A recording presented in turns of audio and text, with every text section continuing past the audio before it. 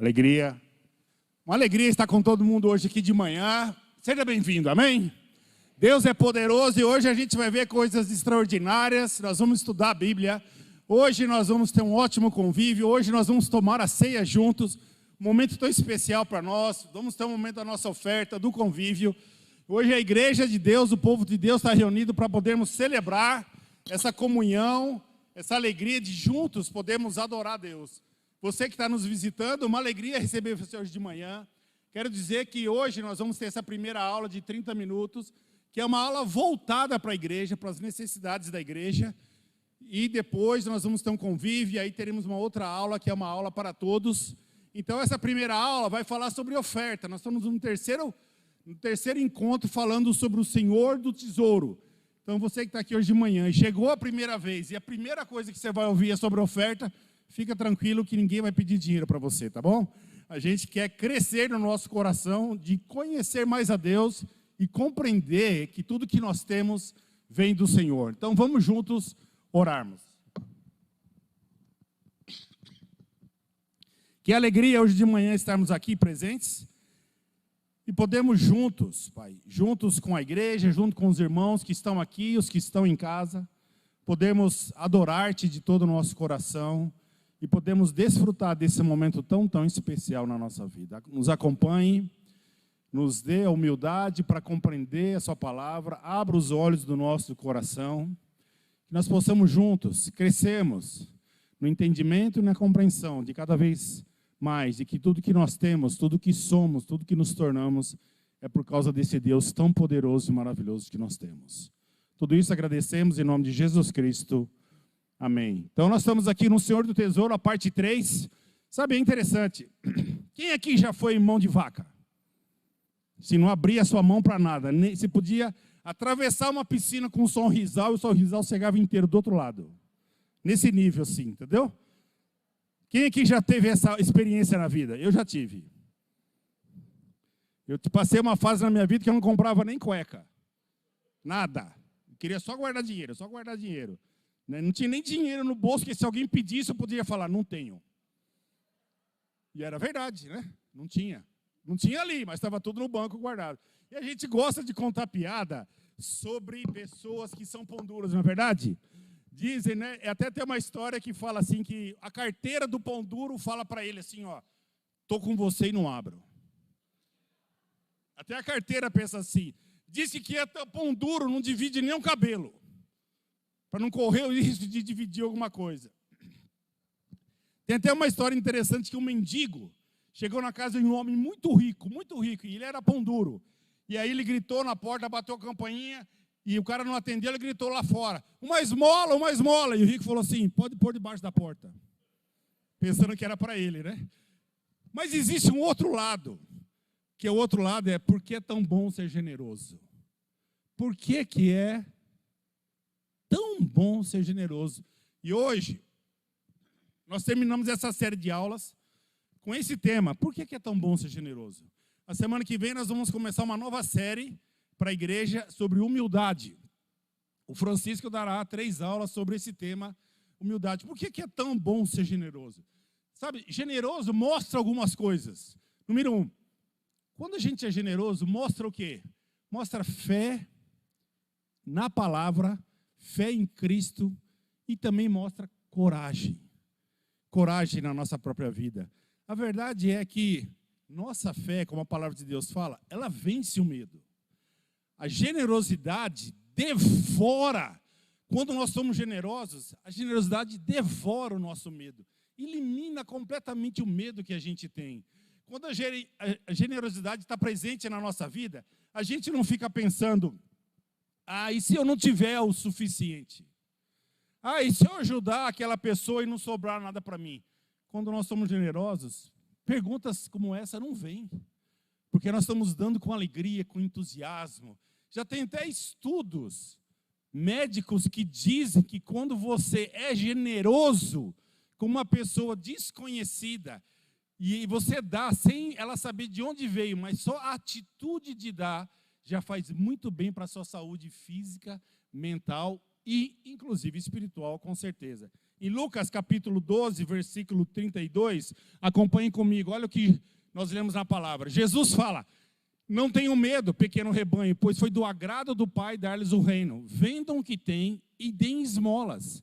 Façam para vocês bolsas que não se gastem com o tempo, um tesouro nos céus que não se acabe, onde ladrão algum chega perto e nenhuma traça destrói. Por onde estiver o seu tesouro, ali também estará o seu coração. Qual que é o assunto que Jesus está falando aqui nesse capítulo? As preocupações da vida. Jesus sabe, está lá, olha, existe uma tentação, irmãos, na sua vida e na minha. Olha lá, ó, não tenham medo. Jesus sabe que o medo quer vir sobre nós, quer dominar a nossa vida, quer estar presente na nossa vida. Ele sabe, mas olha o que ele diz. Meu pequeno rebanho, meus filhos amados, meus queridos, a palavra fala: não tenham medo, não tenham medo, não deixe o medo governar a sua vida e as suas decisões. Pois ele fala: vocês receberam o reino de Deus. Vocês receberam o reino de Deus. Então, pequeno rebanho, Jesus fala: seja generoso, deixe a generosidade conduzir as atitudes do seu coração. Pois ele fala: pois eu sou o seu pastor, eu sou o seu pastor. Eu vou conduzir você por águas tranquilas, por pastos verdejantes. Ele vai proteger você da sombra do vale e da morte. Sabe, é confortante, muito confortante, quando você tem a certeza e a convicção que Jesus é o seu pastor, que Ele está cuidando completamente do seu coração. Mas também Jesus sabe que a vida não é um mar de rosas sempre. A gente passa por dificuldades. Mas no meio das inconstâncias que a gente passa, e nos últimos 2 anos, todos nós temos experimentado momentos de medo, de pânico, de dificuldade, de insegurança, de incertezas, não é verdade? Todos nós, né? Momentos assim. Mas olha o que o salmista nos ensina. Em Salmo 37, versículo 25, ele diz: eu já fui jovem e agora sou velho. É o salmista, não sou eu, tá bom? Eu vou ficar velho em março, dia 19, aí eu sou da turma que vai estacionar no shopping com vaga pertinho da porta, né, vaguinha de idoso, tá bom? E aí eu vou tirar isso aí no dia do meu aniversário. Ele fala: já fui jovem, agora sou velho, mas nunca vi o justo desamparado, nem seus filhos mendigando pão. Irmãos, isso é tão verdade no nosso meio, tão verdade. Deus continua sendo tão generoso, sempre fiel, o pastor de nossas vidas, cuidando de cada um de nós. E, irmãos, nessa pandemia, principalmente no início, quantos da igreja passaram necessidades, tiveram fome de comida, dinheiro para pagar aluguel, e a igreja se uniu, e todas as necessidades da nossa igreja foram atendidas. Irmãos que não tiveram condições de pagar aluguel foram ajudados por irmãos de fora, que generosamente enviaram dinheiro, cestas básicas, questões de remédio, de vale o transporte. Irmão, não teve uma pessoa nessa igreja que não foi atendida pela generosidade do corpo de Cristo. Nós, diáconos, eu lembro, durante esses 2 anos, todas as nossas reuniões eram: alguém está passando necessidade, o que está acontecendo, vamos falar com o pessoal do roubo que está ajudando, as cestas básicas, a igreja em casa pode ajudar. Parabéns, essa igreja cuidou um do outro. Nós cuidamos um do outro. Nós olhamos para a necessidade um dos outros. Nós oramos um pelos outros. Nós estamos com esse coração de Jesus, pastoreando e cuidando uns aos outros. E essa é a confiança que vem da palavra de Deus. Essa é a confiança que vem baseada no amor. Essa confiança que nos torna generosos. E a gente vai parar de ter medo de usar nosso dinheiro. Essa semana tive com um irmão, uma pessoa muito próxima de mim. E ela chegou para mim, ela pôs a mão no bolso e falou: Héctor, isso aqui é um dinheiro para você ajudar os necessitados da igreja. Aí eu abri, tinha R$500. Ele falou: o que eu faço com isso? Ele falou: eu conheço você, eu sei que você vai ajudar as pessoas, use esse dinheiro para ajudar as pessoas. Caramba, aquilo me causou um impacto tão grande. Eu falei: uau, a generosidade e a confiança que a gente vai poder ajudar um ao outro com certeza. E quando a gente vive essa experiência, a experiência é maravilhosa. E eu sei, irmãos, e você que está nos visitando, que existe o outro lado. Que infelizmente a gente vê na mídia líderes religiosos aproveitando do dinheiro e da boa fé dos membros da igreja. Muitos podem até sentir meio bobo, dizer, você acha que eu vou confiar de novo na igreja? Ou no líder, ou naquele pastor, ou naquele contador da igreja? Não conheço esses caras. Porque o que a gente tem visto na mídia são escândalos. Mas, irmãos, no corpo de Cristo a gente só vê bênção. Generosidade, bondade, amor, zelo e cuidado que nós temos um para o outro. Sabe? Ou talvez a gente pense naquela pensamento, eu não confio nas pessoas que administram o dinheiro. Por isso, eu decidi que eu não vou dar o dinheiro para a igreja. Eu vou dar o dinheiro na rua, porque eu não confio nas pessoas. Né? Alguns não confiam nos líderes da igreja. E eu falo, olha, se você é membro de uma igreja e não confia no líder da sua igreja, você tem duas opções. Ou você muda seu coração, ou procura uma igreja onde você vai confiar no líder. Porque esse é um pedido que Jesus faz para você. Respeitar e honrar seus líderes. Então você é livre para escolher. Mas não seja livre para ficar com um coração ruim, travado e amargurado nessa área da sua vida. Alguns até usam Jeremias 17, versículo 5. Louco é aquele que confia no homem. Mas se você ler Jeremias 17, versículo 5, ele fala, louco é você que confia no homem que está afastado de Deus. Que está afastado de Deus. Mas aquele que está próximo de Deus, confie nele. Confie nele. Confie em pessoas. Confiar em pessoas que estão próximas de Deus tem tudo a ver com a sua confiança completa em Deus. E eu posso dizer para você, como ministro da igreja, como diácono, os homens que lideram essa igreja, são 7 diáconos, são totalmente confiáveis. Homens dignos, homens honrados, homens corretos, homens que lidam com sua vida com justiça e homens que lidam com, e a gente lida com o dinheiro das ofertas da igreja com muito zelo e cuidado, como se fosse o nosso próprio dinheiro. Nossas contas estão abertas, nossa planilha é aberta, a gente não esconde nada de ninguém, todo o dinheiro que a gente recebe, a gente investe no reino de Deus. Nós estamos sonhando com coisas futuras esse ano, onde nós vamos investir, para onde nós vamos, e Deus já tem nos abençoado de uma maneira impressionante aqui. Por isso eu quero encorajar cada um de nós, encha seu coração de fé e de coragem, e não ceda ao medo. Mas, ao contrário, se torne como Cristo, generoso. Por que é tão bom ser generoso? Olha, porque generosidade gera gratidão e gratidão gera generosidade. É impressionante isso. Em Eclesiastes, capítulo 4, versículo 4, descobri que todo o trabalho e toda a realização surgem da competição que existe entre as pessoas. Mas isso também é um absurdo, é correr atrás do vento. Quanta gente que você conhece, e você mesmo já passou por isso, onde você, competição, inveja, ambição, querer mais que os outros. A Bíblia diz que se invejamos as coisas do que o próximo tem, ele fala, é como correr atrás do vento. Mas é assim, a nossa natureza é assim. Todo mundo tem celular aqui? Tem. Aí chega alguém na rodinha com um celular novinho, o que acontece com o seu? Você olha para ele com desprezo, não olha? Às vezes, fala, nossa, também estou precisando de um celular novo.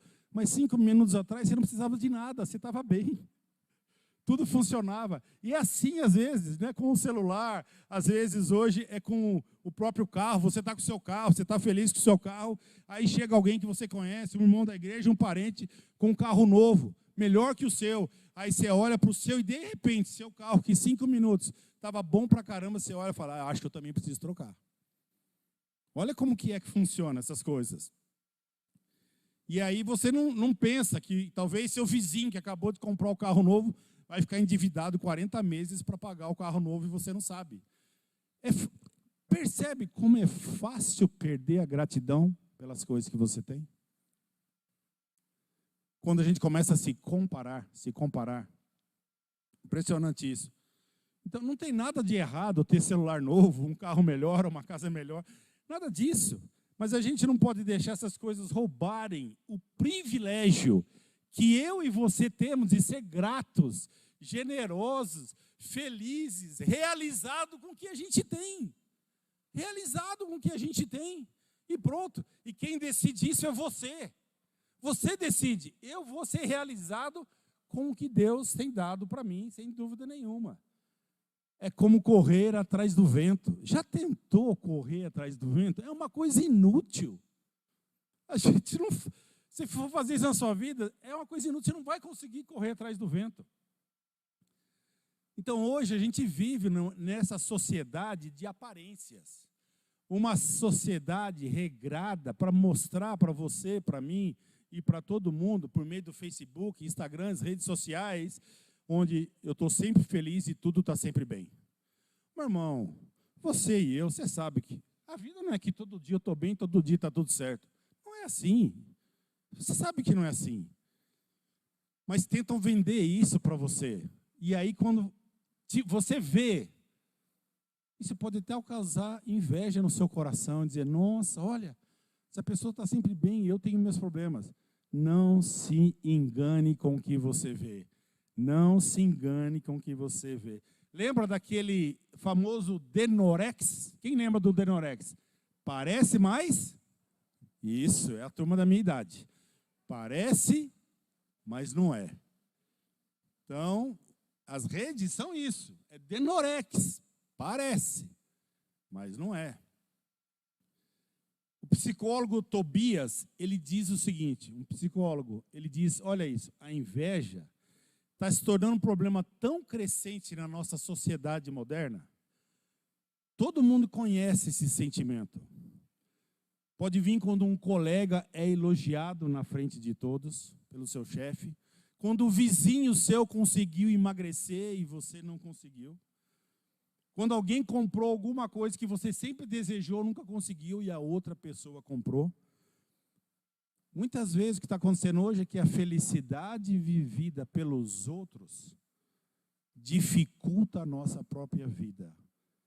E a gente acaba não suportando a nossa própria vida de ver a felicidade que os outros alcançaram. Em Provérbios 14, versículo 30, a palavra nos ensina: o coração em paz dá vida ao corpo, mas a inveja apodrece os ossos. Que escolha triste.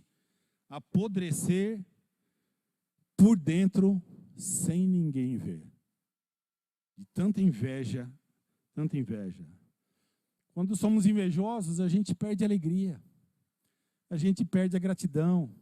A gente não fica mais agradecido, ao contrário, nos tornamos reclamões de tudo. Ficamos com raiva, a gente fica irritado, amargurado, a gente fica reclamando, nos sentimos dizendo, eu que merecia, eu que devia.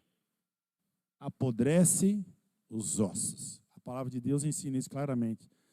Então, o meu conselho é, não se compare com ninguém. Você, meu irmão, você é incomparável. A própria palavra de Deus fala que você é único, não existe ninguém no mundo igual a você. Então, por que a gente cai nesse erro de ficar se comparando com o outro? Se eu sou único, eu sou especial, eu sou admirável. Ninguém é como eu nesse mundo. Por que eu preciso me comparar com alguém? Olha, nessa vida, sempre alguém vai ter mais que você, não é verdade? Não é verdade? Sempre muita gente vai ter mais que você. Mas, irmão, tem muito mais gente que não tem o que você tem. Eu conheço um amigo meu que fez faculdade comigo, recentemente, foi para a África, ficar 20 dias num projeto para ajudar os necessitados. Ele foi para um país, ele chegou na capital, andou 6 quilômetros de carro em estradas de terra para chegar numa vilinha, lá no meio desse país da África, que eu não me lembro agora. E ele ficou lá 20 dias, um mês. Quando ele voltou, a gente se reuniu e a gente esteve com ele, o pessoal da turma nossa, e eu perguntei para ele, o que mais tocou você nessa viagem? Ele falou, 2 coisas, Héctor. Quando eu cheguei lá, as pessoas perguntaram para ele, é verdade que no Brasil todo mundo tem banheiro na casa? Você compraria uma casa sem banheiro? É inconcebível, não é? Para eles, é inconcebível ter uma casa com banheiro. Eles não existem lá, nessa região onde ele foi. O banheiro era no mato, numa casinha, naquele esquema, abre o buraco, fecha, abre o outro e aí vai. E outra coisa, nos últimos dias, quando ele estava para sair, o pessoal da vila quis fazer uma homenagem para ele, por nós queremos fazer um banquete para você.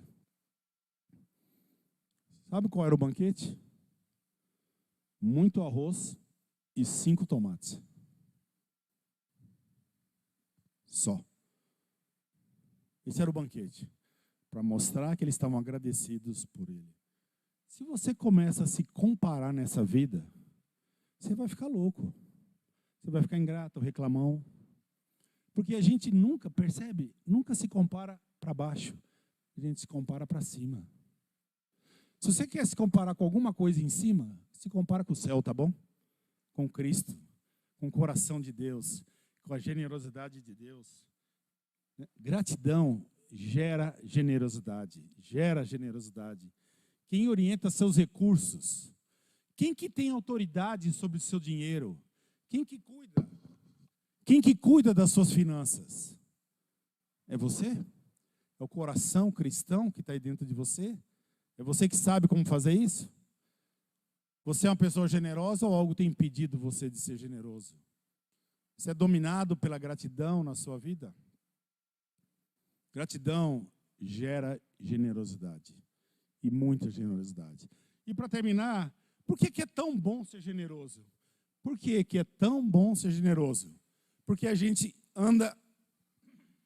nós andamos alinhados com os ensinos do Novo Testamento. A gente vai andar alinhado com isso. Alguns de nós podemos pensar assim: o dízimo não é mencionado no Novo Testamento, então eu posso dar 1% do que eu tenho, da minha renda, e vai ficar tudo bem. É verdade. O dízimo não é mencionado no Novo Testamento como lei que você tem que seguir, como regra. O Novo Testamento, Cristo se focaliza no coração que está atrás do dar. E não na lei, e não na regra, como ensina. Como que um cristão do Novo Testamento respondia ao chamado do Novo Testamento? Se você der uma leitura rápida no livro de Atos, e você conhece muito bem o livro de Atos, você vai ver o seguinte: você vai ver que os irmãos eram generosos, bondosos, colocavam o dinheiro ao pé dos apóstolos, eles distribuíam conforme a sua necessidade, não havia necessitados entre eles, eles cuidavam dos pobres, eles cuidavam um dos outros, o evangelho espalhou, a missão de Cristo foi levada à frente, os que trabalhavam eram sustentados financeiramente para poderem se manter no ministério. Muito obrigado. Uma igreja generosa. A igreja prosperou e foi de maneira fantástica. Então você vê o resultado quando não existe regra, mas existe o quê? Coração. Quando você tira a regra, o que vem é o coração. Quem é você? Revela quem nós somos. Isso que a palavra fala. Quando a regra é removida, você vê que os cristãos do primeiro século davam muito mais que o dízimo. Muito mais que o dízimo. Impressionante. E se a gente usar esse argumento de que o Novo Testamento não menciona se é 5, 4, 3, 2%, a pergunta não é essa. A pergunta não é eu não sou obrigado a doar o dízimo. A pergunta é, o que a oferta revela sobre o seu coração? É isso que Jesus quer ensinar para cada um de nós. Em Mateus 23, 23, a maioria de nós conhecemos essa escritura. Ai de vocês, mestres da lei, fariseus hipócritas, vocês dão o dízimo da hortelã, do edo, do caminho, mas têm negligenciado os preceitos mais importantes da lei, a justiça, a misericórdia e a fidelidade. Vocês devem praticar essas coisas sem omitir aquelas. Preste atenção para quem Jesus está falando. Mestres da lei e fariseus hipócritas. Mestres da lei e fariseus hipócritas. O que Jesus está ajudando aqui? De viver uma vida de integridade completa. Não só em algumas áreas na vida deles. Umas áreas eles estavam indo bem, outra área eles estavam negligenciando. E Jesus fala para eles serem fiéis em tudo. Para os mestres da lei e para os fariseus. O que Jesus disse para nós? Está em Mateus 5, versículo 20. Eu lhe digo que se a justiça de vocês somos nós aqui, não for muito superior à dos fariseus e mestres da lei, de modo nenhum entrarão no reino dos céus. Qual que é a expectativa que Jesus tem para mim e para você? Uma justiça superior à dos fariseus. Superior. Um coração, uau, que chega lá. O que significa ser mais fiel em fazer a vontade de Deus do que os mestres e os fariseus? Ser mais fiel que os fariseus é você aprender a lidar com o seu coração, completamente. Se importar com o próximo. É mais do que dar o dízimo. Não é isso. Não é olhar meu orçamento e falar, eu vou dar 10%. É olhar para o meu orçamento e falar, onde está o meu coração?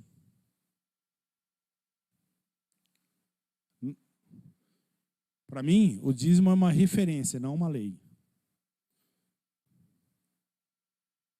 A gente em casa, a gente dá mais que o dízimo. A gente dá 15%. Não estou falando isso para me gabar, porque eu não preciso me gabar. Eu estou dizendo para falar isso para vocês, porque é o que está no nosso coração. O que eu recebi de Jesus é impagável. E vocês conhecem minha vida e sabem como minha vida foi. Quando a gente dá, não é o valor, o que sai é o meu coração, completamente. Ser mais fiel que os fariseus é se importar. É ter um coração de se preocupar. Ter um coração de avançar.